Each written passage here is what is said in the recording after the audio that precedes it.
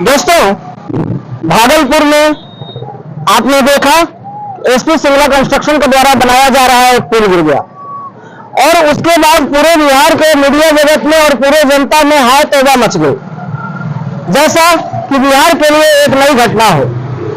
आपको बताते चले कि अभी भी देखिए हम एक पुल पर खड़े हैं और ये पुल जो है सरयू नदी के ऊपर बना हुआ है और दशकों से लोगों की सेवा कर रहा है।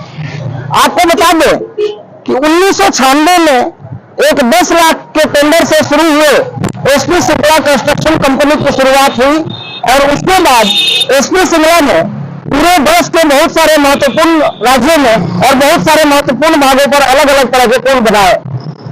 आपको बताते चले कि आज बिहार में ये जो पुल गिरने का काम हुआ है ये कोई नया नहीं है, क्योंकि बिहार एक ऐसा राज्य है जहां लोग विकास के बल पर और विकास पर वोट न देकर जाति पाति पर वोट देते हैं। फिर जो लोग हाय तौबा मचा रहे हैं वो जरा सोचे कि किस अधिकार के तहत वो हाय तौबा मचा रहे हैं और बिहार में पुल ही गिर गया तो कौन सी बड़ी बात है। क्योंकि बिहार तो एक ऐसा राज्य है जहां पर जब लोग वोट देने जाते हैं तो वो बिहार के विकास को न देख करके ये देखते हैं कि उम्मीदवार हमारे जाति का है कि कहां का है और इसके तहत वोटिंग की जाती है। वोटों की कीमत 500-500 रुपए हुआ करते हैं। फिर बिहार की जनता को कौन से विकास से मतलब है और क्यों हाय तौबा मचाया जा रहा है। आपको बताते चले कि जरा ध्यान दो, भारत के दो राज्य जहां हर 5 साल पर सरकारें बदल दी जाती हैं वहां पर की राजनीति में और बिहार की राजनीति में क्या फर्क है। आज आप देख रहे हैं कि मुख्यमंत्री नीतीश कुमार जी और उप मुख्यमंत्री तेजस्वी यादव जी के खिलाफ पूरा विपक्ष हमलावर है और साथ में जनता में भी अच्छा खासा रोष है कि 1710 करोड़ रुपए का बना ये पुल कैसे गिर गया। अब जरा आपको हम बताते हैं कि 1710 करोड़ के लागत से इस पुल को बनाने में जो राशि स्वीकृत होती है उसमें से लगभग 1400 करोड़ रुपए कंपनी के पास पहुंचती है और बाकी पैसे जो है बीच के दलालों में खो जाते हैं और ये कड़वी सच्चाई है, लेकिन कहना कोई नहीं चाहता है। आपको हम ये भी बताते हैं कि उस 1400 करोड़ रुपए में सीमेंट, छड़, गिट्टी और बालू का कॉस्ट भी आता है और जिन बाकी 350 करोड़ रुपए से पुल को मजबूती मिलनी थी वो पैसे नेताओं के बैग में होते हैं या इंजीनियरों के पैकेट में होते हैं या चीफ इंजीनियरों के पैकेट में होते हैं। यदि उन पर सवाल किए जाए तो राजनीति के साथ साथ हर गलियारों में और महकमे में इतना हल्ला होता है कि सवाल करने वाले व्यक्ति की आवाज से खामोश हो ही जाती है। साथ में बहुत सारे असामाजिक तत्व वैसे लोगों के पीछे पड़ जाते हैं। आपको बता दें कि आज भागलपुर में ये जो पुल गिरा वही कंपनी, वही एसपी सिंगला कंपनी ने आरा और छपरा को जोड़ने वाले पुल का भी निर्माण किया है और वो पुल खूब अच्छे से चल रहा है। जिस पुल को बनाने में 7 साल लगे और 7 सालों के बाद वो पुल धराशायी होकर गंगा जी में जा मिला तो इसमें दोषी केवल एसपी सिंगला कंस्ट्रक्शन या सरकार नहीं है। सरकार राशि स्वीकृत करती है, लेकिन सरकार के तंत्र से जुड़े इंजीनियर और अधिकारी जो पुलों को जांच करते हैं वो नियमित रूप से अपना काम नहीं करते हैं। और सीधी भाषा में बता दें कि काम तो करते ही हैं, लेकिन इतने में मोटे रकम अटैची में भरकर उनके पास कमीशन पहुंचा दिया जाता है कि वो खामोश हो जाते हैं। आज तो भाग्य और सौभाग्य अच्छा था कि ये पुल शुरू होने के पहले ही गंगा के गोद में समा गया। आज जरा ये सोचिए कि अगर वो पुल गाड़ियों से और लोगों से लबालब भरा होता और उस कंडीशन में वो पुल गंगा में समा गया होता तो मंजर क्या होता और उस पर किसको दोष दिया जाता। आज अपने राज्य में ऐसी बहुत सारी घटनाएं हो चुकी हैं जहां पे बहुत सारे इंजीनियर दोषी पाए गए, लेकिन आज तक कार्रवाई क्या हुई, सस्पेंड होना और बाकी कुछ नहीं। और फलस्वरूप लोगों की जिंदगी गाजर मिट्टी की तरह काटी जाती है।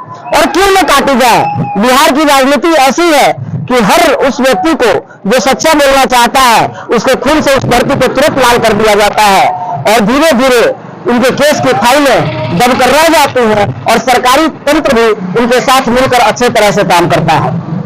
आज बता दें कि बिहार के साथ ये रवैया केवल 1 दिनों से और आज से नहीं बढ़ता जा रहा है।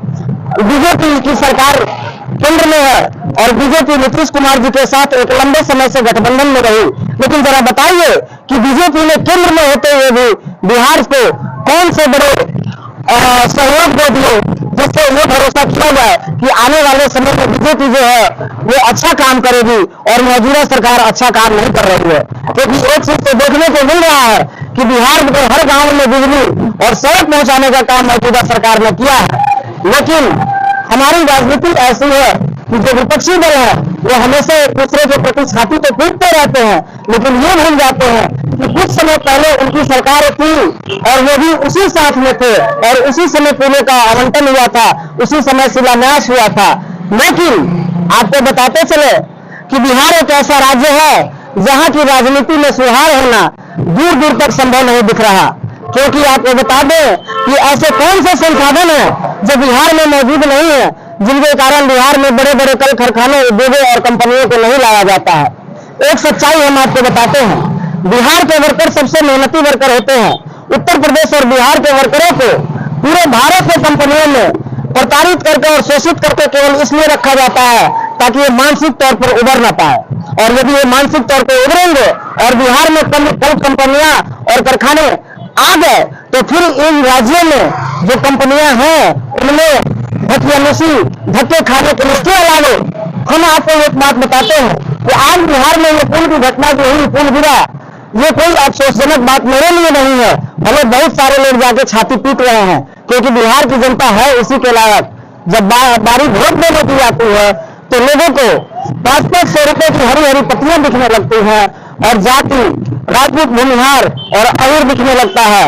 यहाँ तक नहीं, बिहार एक ऐसी धरती है कि वहां के कलाकार जो कला संगति और संगम से जुड़े हुए हैं वो भी राजपूत स्टार, भूमिहार स्टार और अहिराज स्टार हुआ करते हैं। बताते चले कि बिहार एक ऐसा राज्य है जहां के युवाओं का भविष्य भी दांव पे लगा हुआ है। और क्यों दांव पे लगा हुआ है? क्योंकि हर राज्य और शिक्षित राज्य का युवा आज 8, 9 और 10 क्लास में जाके छात्र हुआ करता है, लेकिन बिहार का युवा आप देख लीजिए स्कूली सभ्यताओं से ही जातीयता में आ जाता है। और इसका जीता जागता उदाहरण है, आप फेसबुक खोलकर देखिए, छोटे छोटे 5वीं, 6वीं, 7वीं, 8वीं क्लास के बच्चे अपने फेसबुक के नाम के साथ भूमिहार, राजपूतान, अहिरान जैसे शब्दों का, पासवान जैसे शब्दों का इस्तेमाल करते हैं। अब यदि आपको लगता है कि अहिरान, भूमिहार, पासवान और राजपूतान से ही बिहार का विकास होना है तो पुल तो गिरेगा। क्योंकि जब राजनीति और वोटिंग विकास के नाम पर नहीं होगी तब बिहार के लोग क्या चाहते हैं और कैसे पुल के निर्माण की गणना करते हैं। आज से अपने आप को बदलिए और सोचिए, युवाओं को संभालिए, उनको आगे की तरफ ले जाइए और देखिए बिहार की राजनीति भी बदलेगी, बिहार के लोग भी बदलेंगे और साथ में विकास की तरफ गाड़ी निकल पड़ेगी। और आपको बता दें कि इस कड़वे सच्चाई को बोलने वाले कितने लोग बिहार में कार के गर्त में समा गए और धरती लाल हो गई, लेकिन बिहार में कोई परिवर्तन आज नहीं आ रहा। आज भी समय है, समय से यदि आप अपने अंदर परिवर्तन लाएंगे तो ना ही कोई भागलपुर जैसा पुल गिरेगा, ना ही कोई बच्चा निरक्षर रहेगा, ना ही कोई जातीय जनगणना होगी और ना ही कोई लड़की किसी धार्मिक उन्माद के चपेट में आएगी और ना ही मंदिर को ले जाएंगे, ना ही मस्जिदों पर हम लोगों को सामाजिक सौहार्द बना रहेगा। लेकिन हमारे यहाँ पे राजनीति जो है पक्ष और विपक्ष दोनों से आकर जनता को मूर्ख समझते हैं और सीधे रूप से एक दूसरे का आरोप करते हैं।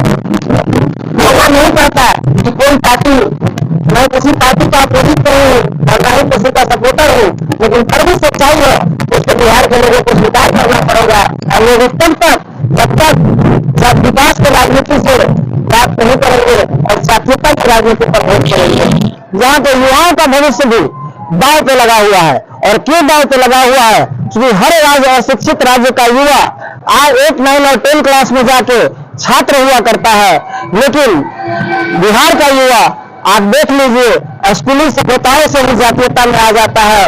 और इसका जीता जागता उदाहरण है, आप फेसबुक खोलकर देखिए, छोटे छोटे 5वीं, 6वीं, 7वीं, 8वीं क्लास के बच्चे अपने फेसबुक के नाम के साथ भूमिहार, राजपूतान, अहिरान जैसे शब्दों का, पासवान जैसे शब्दों का इस्तेमाल करते हैं। अब यदि आपको लगता है कि अहिरान, भूमिहार, पासवान और राजपूतान से ही बिहार का विकास होना है तो पुल तो गिरेगा। क्योंकि जब राजनीति और वोटिंग विकास के नाम पर नहीं होगी तब बिहार के लोग क्या चाहते हैं और कैसे पुल के निर्माण की गणना करते हैं। आज से अपने आप को बदलिए और सोचिए, युवाओं को संभालिए, उनको आगे की तरफ ले जाइए और देखिए बिहार की राजनीति भी बदलेगी, बिहार के लोग भी बदलेंगे और साथ में विकास की तरफ गाड़ी निकल पड़ेगी।